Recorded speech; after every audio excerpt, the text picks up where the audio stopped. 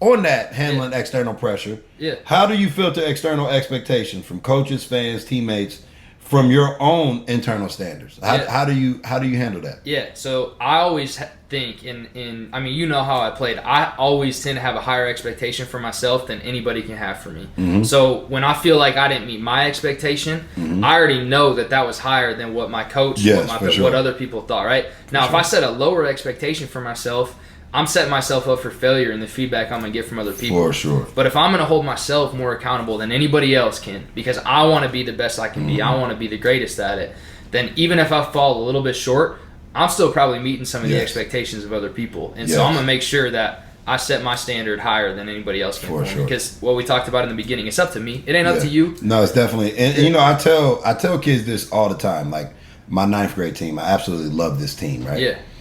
And I tell them, like, I have high standards for you. Yeah. I don't care what your parents got to say. No. I don't care what any of these other I have a standard for you. Now, if you want me to lower my standards for you, I will gladly lower my standards and make it more fair for you. And they're like, Coach, you better not. Like, they're like, F that, Coach, you ain't lowering our. But it's like it's very simple. Like, I remember, and just to your point, I was about 30 years old, and it hit me. My grandfather doesn't have high expectations for me. Yeah. He's holding me to the expectations that I have for myself. Yeah. And I remember telling him that, and he goes, you finally get it now. You get what I'm saying? Yeah. And it's like, no, these are your expectations. I'm just your parent that is going to hold you to that, hold you accountable to those expectations. So it's really one of those things where people say you put a lot of pressure on yourself. No, it's not pressure. Yeah. This is not pressure that I'm putting on myself. No. Like, this is an expectation that I have of myself. Yeah. Now, I might fall short, and you go, but you're still 10 times better. Well, I wanted to be 100 times better. I wanted to make this look easy. I want to make this look effortless to a point where people go, nah, he got that. I'm gonna let him handle that, and I'm gonna do what I do best. You know what I mean? So I like that answer, and I'm a piggyback with this one. Yeah. Can you share a moment when you had to self advocate for what you believe and what you could achieve? Yeah, I think finishing that story that I started with, right, about how I looped you in to train with me after I got hurt.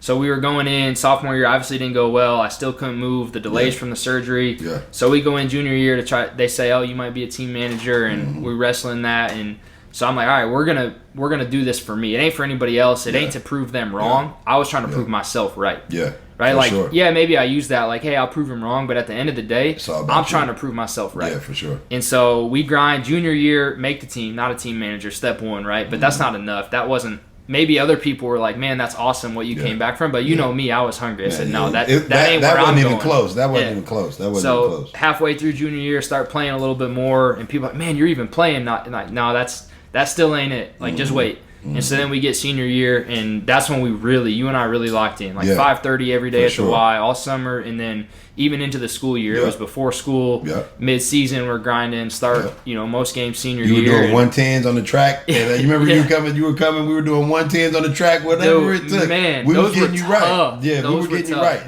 And you were doing them time. Like I always tell people, 110's been a staple in my training since I've been 18 years old. You did it way back then. I mean, that's what I was doing with you. We were in the pool. I was jumping out of the pool, swimming in the pool, like we were doing so much stuff, man. Real quick, the story that I tell people about the pool exercise. So we're in the pool, and I'm just like, you were sore, and I'm just like, man, we gotta figure something out. Yeah. I took the ankle weights. Remember, I put the ankle weights on your wrist and your arms. Your wrist. I put them on your wrist and your ankles. Yeah. And you did what? 25 laps, and you were just.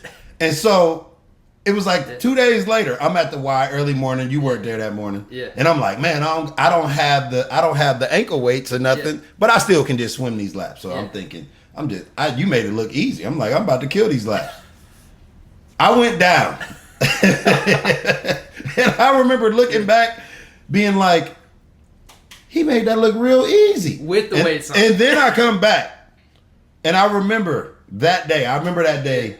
It took me 3 hours to do what you did in like 15 minutes. It was just like, I mean, I kept getting out. I kept going, sitting in the sauna. I'm like, I don't understand how he did this. So I never got a chance to tell you about it. I did that pool workout that you did, and I damn near killed myself. Yeah. I'm talking about, that was the hardest. I didn't know that you could sweat in water. Yeah. Like, you know what I mean? Like, I never knew that. I never knew that you could when swimmers are going hard, Yeah. they actually sweat and Yeah. it was the craziest thing. And you're exhausted when oh you're my done. God. I mean, it takes everything out of you. And I couldn't go home and take a nap or anything like that, but I just remember that night at football practice, I was throwing the ball and I'm like, my arm felt like it was like I was like 15 years old again. I'm like, man, I haven't done a swimming workout since then, but I tell myself I'm gonna do it. But that was that after that workout, I'm just like, he's a real killer. Like he did it with ankle weights and wrist weights on. Yeah, there wasn't anything that was gonna not let me get to where I was going.